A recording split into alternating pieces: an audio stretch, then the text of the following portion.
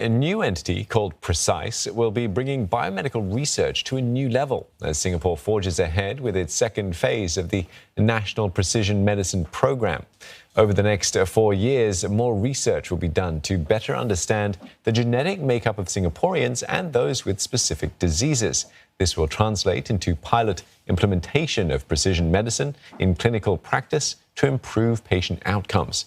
And to grow the healthcare and biomedical technology industry, focus will be put into attracting overseas companies and creating new opportunities for homegrown enterprises. For more, we're joined by Dr. Tai E Shyong, Chief Medical Officer at Precise. Why is precision medicine so important, Dr. Tai, and what are the kind of results that we've seen so far? Well, thank you for asking. I think precision medicine is really important because the health of our nation is fundamentally changing, and the healthcare system faces unprecedented challenges as we get older, as we suffer from more chronic diseases, and we need to find new ways to sort of better diagnose, prevent, and treat disease. So precision medicine is one of the ways that we think will be able to help. And really, it underpinning this is the belief that genetics determines up to about 30% of our health. And so precision medicine, we hope, will combine these genetic factors together with environmental factors and lifestyle factors and try and develop solutions so that we can implement this responsibly in the clinic to make sure that the treatments and the pathways that we implement are affordable and cost effective. Now, phase 2 of the National Precision Medicine Program has started. Tell us more about research that the centre will be carrying out.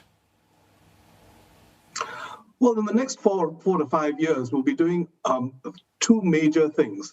And the first is really related to a large population that we have enrolled in a study called the SG100K. That's 100,000 individuals of genetic diversity that hasn't been seen in any large studies up to now. The majority of studies up to date have been in populations of European ancestry.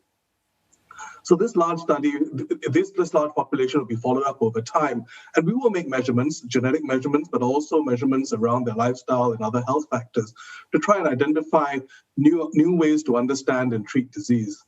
But at the same time, we're going to work very closely with the Ministry of Health and begin to identify areas where we think incorporating genetic data along with all the other health data that we usually use in the clinic is likely to either prevent disease, allow us to diagnose disease more quickly, or in fact, prescribe medications more safely so that we have fewer side effects. I think in combination, these are the kinds of things that will happen over the next 3 to 5 years. Dr. Tai, thank you very much for talking to us about the next phase of this.